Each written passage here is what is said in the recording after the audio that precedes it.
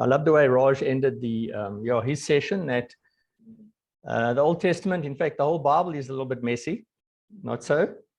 The story is messy, but we're in good company because our stories are messy, you know. My conversion story is very messy. I wish I had about an hour to tell you that, but and life is messy, you know, because the world is just messed up. So we're going to look into some, you know, scriptures and stories that are also messy this morning, but most of it's not. I think most of it's pretty clear. So let's jump in, man. So I'm going to be covering the next 5 sessions. There we go. Okay, so in this session, we're going to look at the kings of Israel and Judah up to the exile of the northern kingdom. It's going to take 2 sessions, and then we're going to jump into prophets that prophesied to the north, okay, to Israel as well as to Assyria. We'll see how far we go, how far we get, keeping an eye on the time. So I might some of what Raj has covered, and certainly when I came in earlier and he was talking about you know, idols, idolatry. I'm going to skim through that later on because Raj has already covered it. He spoke about Baal. I don't think you've covered this though, have you, Raj? This sort of geography. Okay, this is really fascinating. Have you guys got the book Eden? Sorry, what's it called again? The What of Eden? Don't worry. Okay, it's getting the cultural Bible. Oh, right, cool. Yeah. So yeah, the hermeneutical triad that you know, Raj has introduced. I'm not going to specifically show that slide, but the background is really important. And the Fertile Crescent, you can see why it's called a crescent. These are areas of land that were, you know, that had water supply, and this is where the people typically, you know, congregated in the beginning, and nations grew around the rivers. Makes sense. And up in the north, you had Mesopotamia, fed by 2 important rivers. There were others, but the Tigris and Euphrates in particular. And this would be the, you know, the place where big empires like Assyria and Babylon developed from. And then there was this little fertile strip along the east coast of the eastern Mediterranean Sea into Egypt. And this is where the story takes place. Now think about it. Israel's between a rock and a hard place. That's the way I like to put it. They're exposed to so much stuff. Massive superpower to the south, you know, Egypt. To the north, you had, you know, Syria and Babylon going through their ups and downs in terms of empire. They had trade routes. They were surrounded by nations. You've seen some of the maps. They lived amongst, you know, pagan folk. And all of these nations were polytheistic. Okay, they worshiped many, many gods. So Israel and Judah were exposed to so many different worldviews, so many different gods. Why would God choose Canaan as the promised land, the place where he would create for himself a people? The promises of Abraham, you know, are fulfilled, partially fulfilled right here. Now, if you look at the, you know, Fertile Crescent to the far east, you'll see Ur.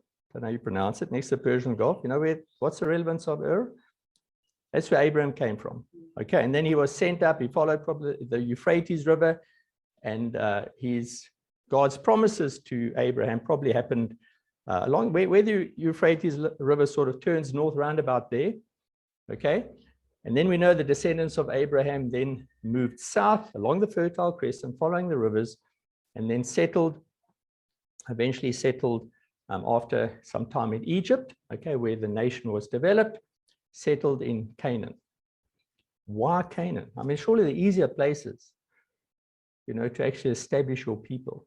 That's right. Okay, the answer we got here is that it was a nice fertile place, certainly. Okay, but the other nicer fertile places where where Israel wouldn't necessarily have been exposed to all of these different, you know, worldviews and challenges and temptations. if you want to restore a people in your image, because as a result of sin, we are no longer created in the image of God. We're created in the image of our fathers. Okay, the son of Adam was created in Adam's image. So the Bible is a story of being restored in the image, just restored in our original purpose. So this is a great place, to kickstart that restoration project, to be the light of the world, to be God's image bearers. They were exposed to a whole lot of different views and nations that they could bless through being a light. Okay, so that's just a bit of background. Let's jump into the book of Kings. Might have been covered already, but the book of Kings was originally one book, not two. Why? Because it was easier to fit on a scroll, a quality scroll, if you divided it into two. Same with the book of Chronicles. It wasn't originally two, but one. Kings was written during the Babylonian exile. We don't know who the author was. The genre is historical narrative. In other words, it's the story of God's people, but it's also theodicy. Might be a new word for you guys, heard it before?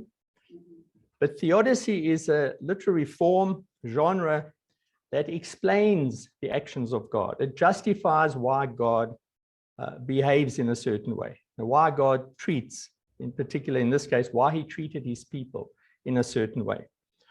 And Kings addressed important questions that the exiles had. Now, after what they've been through, they were asking, why did all this happen? Is God unfaithful? Why hasn't God kept his promises? Is perhaps Marduk more powerful than Yahweh? Marduk was the most powerful king in Assyria.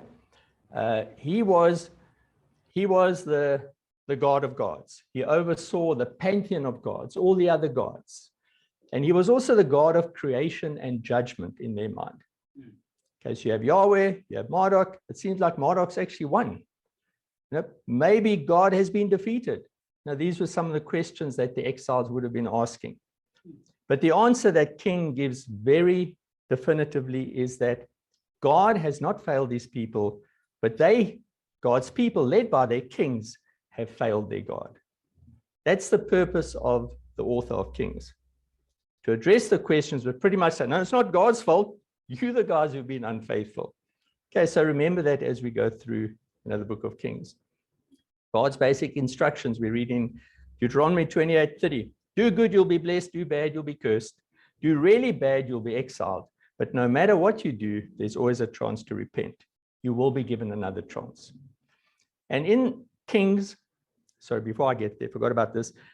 Now, there are certain curses for breaking the covenant. I mentioned a few here, and those are the cross references. Drought, cannibalism. I mean, that's horrible, but you actually see examples of cannibalism. During the siege of Samaria, the capital of Israel, they were under siege for, I think, 3 years. And you read about, parents eating their children. Talk about shocking stories. Sorry, Raj, this is almost as bad as the others. Can you imagine that? And mothers selling their children for food. This is a terrible curse that, when God gave the law, that I'm sure they thought there's no ways, can't imagine this happening. And even worse than that, the worst curse of all was exile, actually being taken out of the promised land as a result of being defeated by your enemies. Now imagine just being taken out of your homeland and not knowing what the future is. And then we read this specifically in Deuteronomy 28, which is a curse, the exile curse, the curse of exile as a result of breaking covenant. The Lord will bring you and your king, whom you set over you, to a nation that neither you nor your fathers have known. And there you will serve other gods of wood and stone. And you shall become a horror, a proverb, and a byword among all the peoples, where the Lord will lead you away. Again, we see that happened twice. The northern kingdom of Israel was exiled in 722 BC, and Judah, the southern kingdom, was exiled in 586. Israel was exiled, never to return. They lost their identity as a people, a lot of intermarriage, etc. We refer to the lost 10 tribes of Israel. The people weren't all killed. That's not the point, but they lost their purity, lack of a better word, of tribes and the people as a result of intermarrying. The southern tribe of Babylon were exiled, but they returned, and that Raj will speak about. Then also repentance and forgiveness.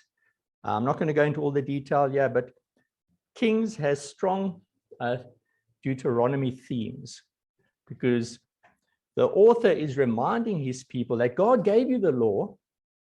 No, but you're the ones who've been breaking covenant. You're the ones who've been breaking the law. Okay, so I'll just use a few examples here. This point, verse 3, then the Lord will restore your fortunes, have mercy on you, and he will gather you again from all the peoples where the Lord your God has scattered you. That was fulfilled in the return to Judah of the exiles in Babylon, but not the northern kingdom of Israel. A lot of detail. Yeah, this is just a reference that hopefully you guys find helpful. On the left, we have the kings of Israel, 19 of them. On the right, the kings of Judah, 20 of them. All the details there we're not going to go into. But what do you notice about the difference? What's different between the kings of Israel and the kings of Judah? Bad, bad, bad, bad. Okay. All 19 they were like bad kings. And Judah had a mixture of good and bad. Okay. And some of the bad kings of Israel were shockingly evil. And we'll look at a couple of examples. Now, don't be confused by the fact that I've got them side by side. Note the dates. Hoshea was the last king, during the exile in 722. Notice that on the right, that aligns with Ahaz. Okay, so it fits in. Ahaz was the king in Judah when Israel was exiled. So there were still more kings after Ahaz in the southern kingdom of Judah. Okay, so it doesn't line up chronologically. It's just to create the detail. So this is the divided kingdom, the kingdom divided, and we're going to look into that now. Just north of Jericho, south of Bethel, sort of west to east. And the surrounding nations, I'm sure Raj has shown a few pictures already, but you can see all of them, how they were surrounded. On the west, Judah had Philistine, Edom, Moab, Ammon, Aram on the right. North of that, Damascus was the capital of Syria. And even further north, you have that fertile crescent of Mesopotamia. Okay, and further south, you have Egypt. So many, many different nations. Not that far away and in quite regular contact with Israel and Judah. Obviously, all the battles and armies that would be marching through them at times, but also the trade route. This was an important trade route, as I mentioned. Okay, but let's get stuck into the first kings of the northern and southern kingdom, Jeroboam. Now, he was a servant of Solomon, who God chose to rule over the 10 northern tribes. Ahijah, who's a prophet, met up with Jeroboam, walking outside somewhere, and this is what Ahijah did. Then Ahijah laid hold of the new garment that was on him and tore it into 12 pieces.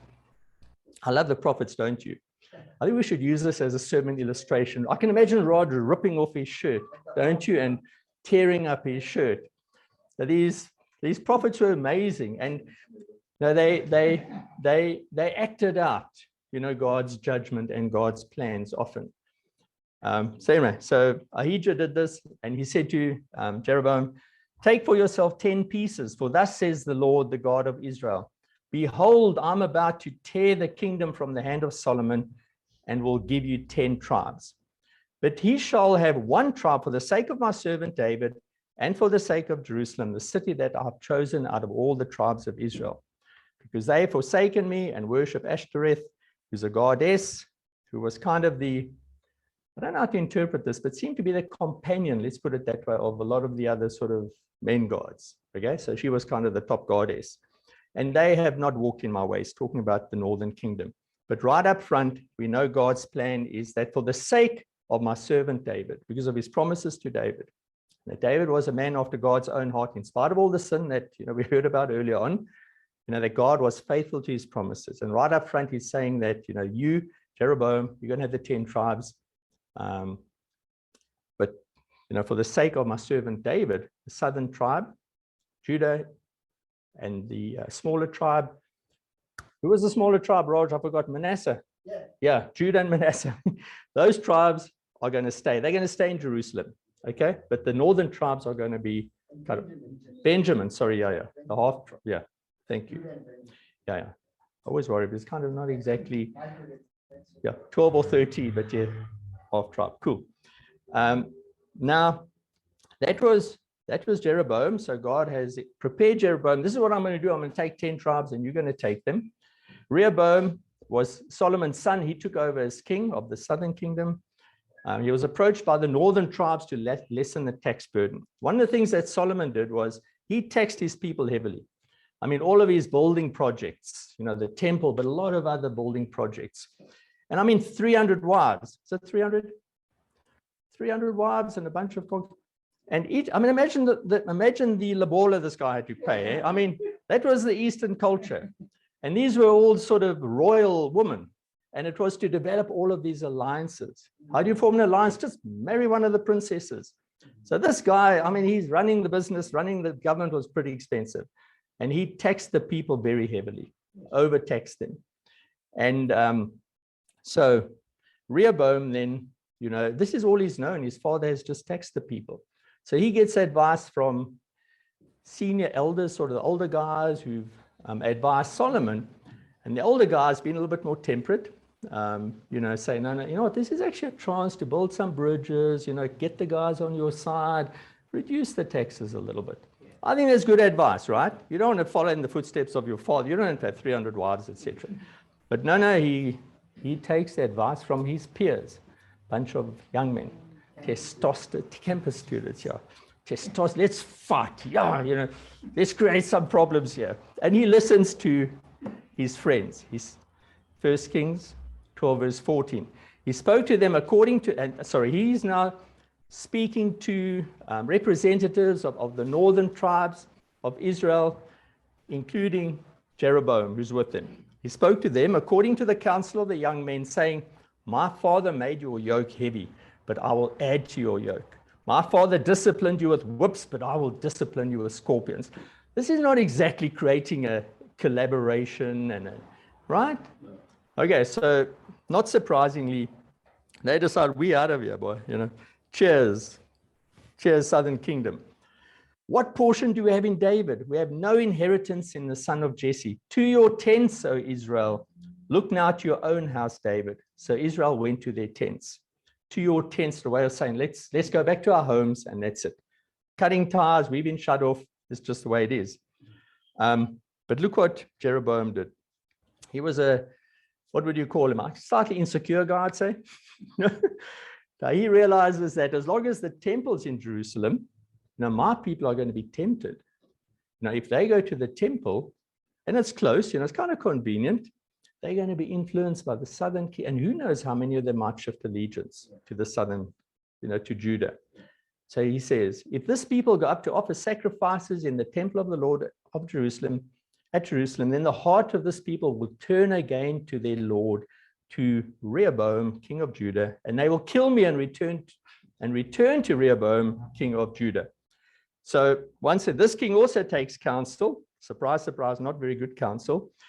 He made 2 calves of gold. What does that remind you of? And he said to the people, you have gone up to Jerusalem long enough. Behold your gods, O Israel, who brought you up out of the land of Egypt. Little echo there of something. What?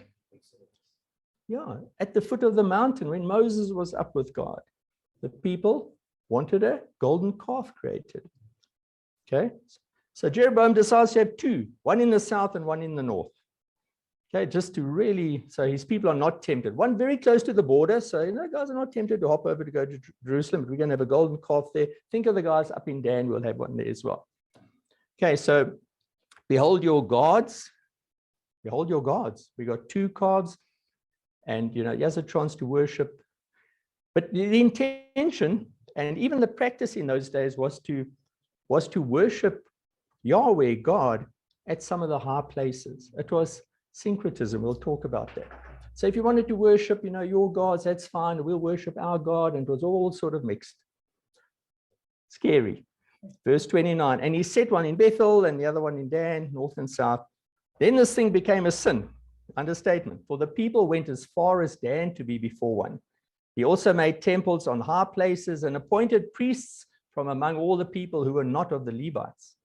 And Jeroboam appointed a feast on the 15th day of the 8th month, like the feast that was in Judah, and he offered sacrifices on the altar. This was the Festival of Tabernacles, I believe. It was coming up quite soon, so he didn't want them to be tempted to go down there. We'll just have our own Feast of Tabernacles. Okay, so you can see, how many laws they're breaking here. Okay, one each. Go around the table quickly. Michael, give me one. Idolatry, yeah. What about the priests? Who were the priests supposed to, which nation, tribe, the Levites? So he specifically doesn't appoint them from the Levites. Okay, and God also said that, you're supposed to worship me in one place only, that's the temple. Yeah. So now he's creating two. Okay, so a lot of things that, Jeroboam, it's once again, you got the echo of Deuteronomy in all of this. Okay, so he's making it clear that, your king, your first king, just started breaking a whole bunch of rules, and it got worse and worse. He just broke God's law in so many ways. Now, it was easier for God to take the Israelites out of Egypt than to take Egypt out of the Israelites. Luckily, it's not like that with us. We can just leave the old life behind. Yeah, absolutely. And we know that, the life in Christ is a new exodus. We are leaving behind the slavery of sin. But it's tough. The old gods just keep on creeping back in. Hey? Now, we wish that we could just shut them off complete, all the temptation, all the sin. My impatience, I heard Raj, shared earlier on, it's one of his gods, as he called it, his masters, his anger. My case, I think it's impatience in terms of character stuff. Just all the temptations of the world. Okay, so we know different to the Israelites, really. And I think we can look at scriptures like that and say, how could they have done that? But what sort of gods and little golden calves do we have in our life, And we, a little bit of Jesus here, a little bit of this there, a little bit of me here, a little bit of pleasure there. Okay, so we'll get to that as well. I think definitely speaks to us and the messiness of our lives. Then things got bad very, very quickly. The transitions between the kings, the early kings were violent. There were 3 assassinations, I think, in the first four sort of transitions. And they just drifted further and further into apostasy, which is total rejection of God. And when you read, Kings, you'll notice there's a certain pattern. That such and such a king ruled in, Judah. This king became king in Israel, and vice versa. And it is like sort of switching TV channels. Like you got the remote, this is Judah, and then sort of backwards and forwards. But the author tries, keeps us chronologically in sync. But whenever there was a bad king, which was always in the case of Israel, they would introduce something like this. This king, whether it's Eli or Zimri or Omri or Ahab or Ahaziah, these kings did evil in the eyes of the Lord, walking in the ways of Jeroboam, and in the sin he committed and caused Israel to commit. Jeroboam, hundreds of years later, he was always the opposite of a role model. He was the standard of evil of all the other kings. He was known as the guy who, man, I personified, evil and disobedience. And I'm the reference point of disobedience and evil. Not a nice memory to have, eh? Or not a nice way to be remembered. Now, Ahab was particularly evil. Ahab, the son of Omri, did evil in the sight of the Lord more than all who were before him. And as if it had been a light thing for him to walk in the ways of walk in the sins of Jeroboam, he took for his wife Jezebel, the daughter of Ethbaal, king of the Sidonians, and went and served Baal and worshipped him. He erected an altar for Baal in the house of Baal. He created a temple for Baal as well with an altar, which he built in Samaria, the capital of Israel. And Ahab made an Asherah. Ahab did more to provoke the Lord, the God of Israel, to anger than all the kings of Judah who were before him. Okay, so Ahab is like a really, really bad king. He married Jezebel, and we'll touch a little bit on that story when we look at Elijah. But Jezebel was a princess from Sidon, the Sidonians, which was in Phoenicia. And I'll show a map just now, and it's really interesting. Phoenicia was a very narrow country along the eastern coast of Mediterranean, the eastern coast of the Mediterranean Sea. And it was strategically very important. Okay, they were good traders, they were good sailors. Nobody actually messed with Phoenicia because they needed them. Okay, everybody wanted to be pals with them. Okay, so certainly, Ahab saw this and he married Jezebel, who turned out to be even more evil than he was. Then there was a glimmer of hope with Jehu. So he was raised up by God finally, and Ahab was in power for a long time, but he was raised up by God to destroy the house of Ahab, which included the kings listed there. He also killed Jezebel, or had her thrown out of a window, landed his feet, big mess. The 70 sons of Ahab, as well as some other close family and friends, and all the worshippers of Baal. Okay, so God raised up a king to do his work. God is sovereign, right? So he used violence to get rid of Ahab, because live by the sword, you die by the sword. Okay, so he just needed to be wiped out. So thus Jehu wiped out Baal from Israel. But Jehu did not turn aside from the sins of Jeroboam, the son of Nebat, which he made Israel to sin. What do you think that refers to? Wiped out Baal. The golden calves remained. Okay. The sin of Jeroboam was always the golden calves. He always hedged his bets. Okay, I didn't get rid of the golden calves.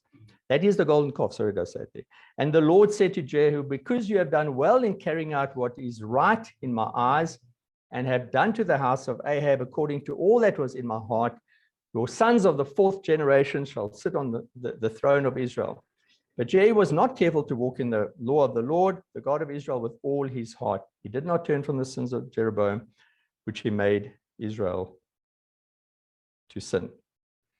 Okay, so Jehu had the potential to be remembered as a good king.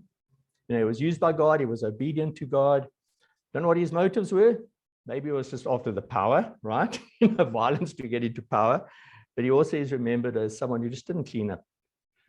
He just didn't clean up God's people. Carried on with the worship of Baal and retained the golden calves. Then there was a continuing decline all the way down to Hoshea.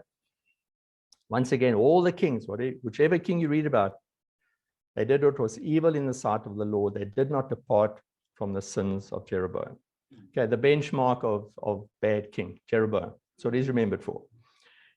In the 12th year of Ahaz, king of Judah, Hoshea. Okay, now he's referring to Ahaz. In other words, let's check what's going on in the southern kingdom. Hoshea, the son of Elah, began to reign in Samaria. That's the northern kingdom over Israel. And he reigned 9 years. And he did what was evil in the sight of the Lord. Against him came up Shalmaneser, the king of Assyria, and Hoshea became his vassal and paid him tribute. Have you guys spoken about covenant? And okay, so you understand the vassal sort of relationship with the stronger king and all that. Okay. So but the king of Assyria found treachery in Hoshea, for he had sent messages to So, the king of Egypt, and offered no tribute to the king of Assyria as he had done year by year. And I sympathize a little bit with the kings, because they were between a rock and a hard place. They formed alliances with this king, but behind their backs they went to another king. They were trying to be very strategic, like playing a chess game, and how things developing, who's developing as a power. But obviously, how does God feel about that? Okay. No, you've covered this, I'm sure. God wants us to trust in him only. And these guys have long lost that, obedience and trust in God. It's just which nation can I become an ally with? What's good for me? What's good for my people? And they often did this sort of thing. They broke, covenant agreements, suzerain agreements even. As vassals, they were meant to pledge complete loyalty to the stronger king, who would then take care of them, or at least protect them. But everything they had was to be used by the stronger king.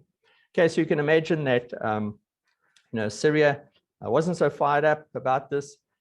He had him shut up and bound in prison. And then the king of Assyria invaded all the land and came to Samaria, and for 3 years he besieged it. This was the beginning of the end. It took them a little bit longer, to really fully conquer Israel. So I've asked that question already. And yeah, this is the surrender to a stronger king. Just putting in there Luke 14, when Jesus is speaking, is encouraging us as his disciples or people who want to follow him to count the cost. One of the illustrations he used is what happened often in that culture. If weaker kings, came up against stronger kings, they had to figure out what are the chances of me winning, how many men am I going to lose, even if I do win. The stronger king also would have lost some men, and men were few and far between. I think, as Jake mentioned early on, we think that these are very populous nations, but not typically. And even losing 100 or 1,000 men would have hurt both kings. So they kind of struck an agreement, and they came to a covenant agreement. And, this is a picture of us facing who? Who's the stronger king? That's God, And, so Jesus is saying, man, you want to be my disciples, count the cost. It's just surrender. And like these other kings, kept something up their sleeve. There was a kind of a back door, another option. Jesus says, don't be like that. Be a vassal. I'm the suzerain king here. You've got to surrender everything. But then the benefits are of, Jesus will protect us. He's got this. His enemies become our enemies. But we need to give him everything. Okay. Then my last slide here. I'm going to quickly skip to the Judah, the southern kingdom. Yeah, there was a mixture of good and bad kings. The good king pattern was that such and such a king did what was right in the eyes of the Lord, as David, his father, whatever the name of the father is, what his father had done. So in the same way that Jeroboam was the benchmark for bad kings, David is the benchmark for a good king. The bad king pattern in the southern Judah, the southern kingdom, so-and-so walked in the way of Ahab, the kings of Israel. He did evil in the sight of the Lord, yet the Lord was not willing to destroy him, or was not willing to destroy Judah for the sake of David, his servant, since he promised to give a lamp to him and his sons forever. Okay, quickly, and the guys are on Zoom. If you want to make comments, remember, please do that. Don't want to forget you.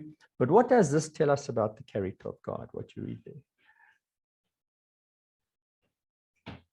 Well, I think I immediately just see like keeps his promises. Keeps his promises. Yep. God is faithful. What's the relationship between love in the Bible and faithfulness? Well, I guess that just reminds me of when we talked about Hesed and the fact that God's love was defined as loyal love or faithful love. Yeah. So they are intertwined. Two sides of the same coin. Yeah.